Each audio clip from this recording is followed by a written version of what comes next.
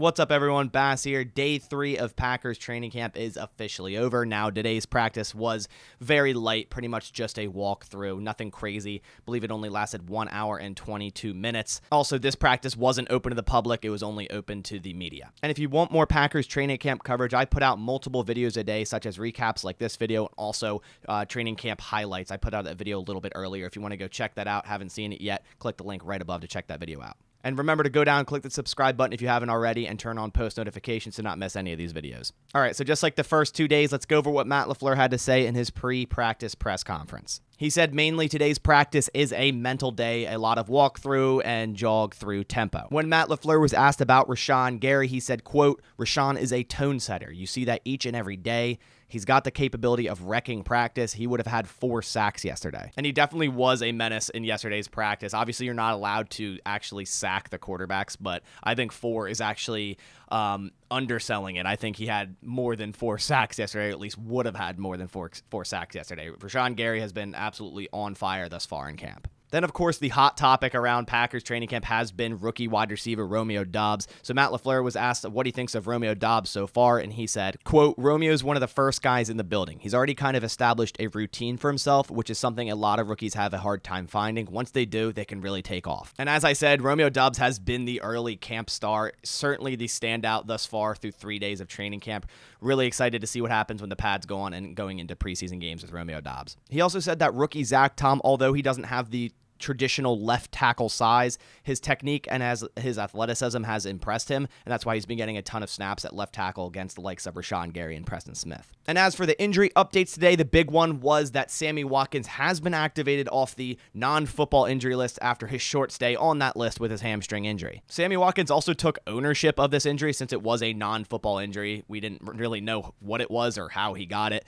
He explained how this hamstring injury happened, and he said he worked out on his own shortly after his 4-hour flight and wasn't hydrated, quote, "something I shouldn't have been doing," end quote. He said, with long injury history, Watkins feared the worst at first. He had a clean MRI and is back at practice. So that's very good to hear. Obviously, we have the right to be concerned about Sammy Watkins potentially being hurt long-term, as that's kind of been the story of his career thus far in the NFL. So when we don't even get into training camp and Sammy Watkins is being placed on the NFI, I think we have the right to overreact a little bit. I think a lot of people had these concerns when the Packers first signed Sammy Watkins. So I'm really hoping that was just a little flare-up. He's all good. Obviously, the MRI came back clean. He's ready to practice. Hopefully, he can stay healthy throughout the entirety of training camp, preseason, get on the same page as Aaron Rodgers. I think Sammy Watkins can be a very big piece in this offense, a solid number 2 wide receiver. I think he has a lot to offer for this Packers offense, and I believe it's someone that Aaron Rodgers could trust down the line. Outside linebacker Randy Ramsey has also returned today after being out since last training camp, where he said he tore 2 ankle ligaments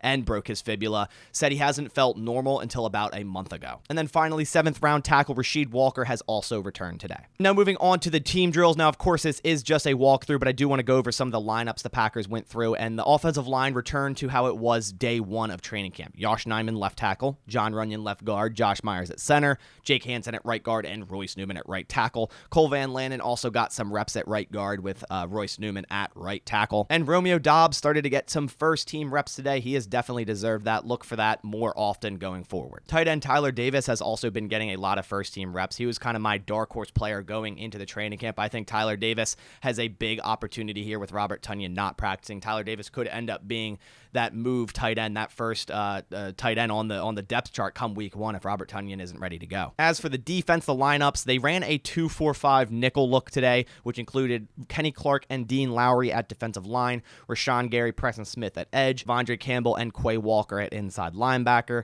Jair and Stokes on the outside corners with Rasul Douglas in the slot, and Adrian Amos and Darnell Savage back at safeties. They also showed a very interesting 4 defensive line look, more of a 4-3 look, with Kenny Clark and Dean Lowry at defensive ends, and Jerron Reed and TJ Slayton on the inside. That could be a short yardage run package they're working on. Interestingly enough, inside linebacker Ray Wilburn got some action with the ones today over Chris Barnes, so that's something to keep an eye on. Sean Davis, Vernon Scott also got work with the first team reps at safety, and then Tipa Nalai and Ladarius Hamilton were with this twos at edge after Rashan Gary and Preston Smith. And we finally got a look at special teams today. I know a lot of people in my comments have been asking about special teams. We finally got some news today. The first kick return team was as follows: Chris Barnes, Josiah DeGuara, Isaiah McDuffie, Shamar Jean Charles, Rasul Douglas, Tyler Davis, Dominic Daphne, Tipa Nalii, A.J. Dillon, Juwan Winfrey, with Rico Gafford as the main returner. And Gafford ran a former wide receiver, ran a 4.36 40 at the combine and a 4.22 40 at his pro day, which obviously is unofficial, but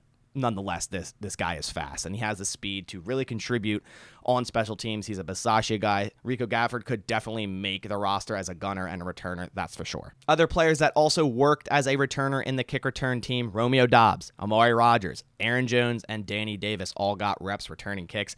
Very interesting to see Aaron Jones there, to say the least. But those are all the takeaways I have for day 3 of Packers training camp. Again, it was a simple walkthrough, only an hour and 22-minute practice. Expect a much higher pace tomorrow. Tomorrow's practice is open to the public. Matt Lafleur also said shoulder pads come on Monday during Monday's practice, and then there's full pads Tuesday. So really, really excited to see those practices for sure with the pads come on. But that about does it for this video. Please leave a like down below if you did enjoy it, but I'll catch you on the next one. Thanks for watching. As always, go Pack Go.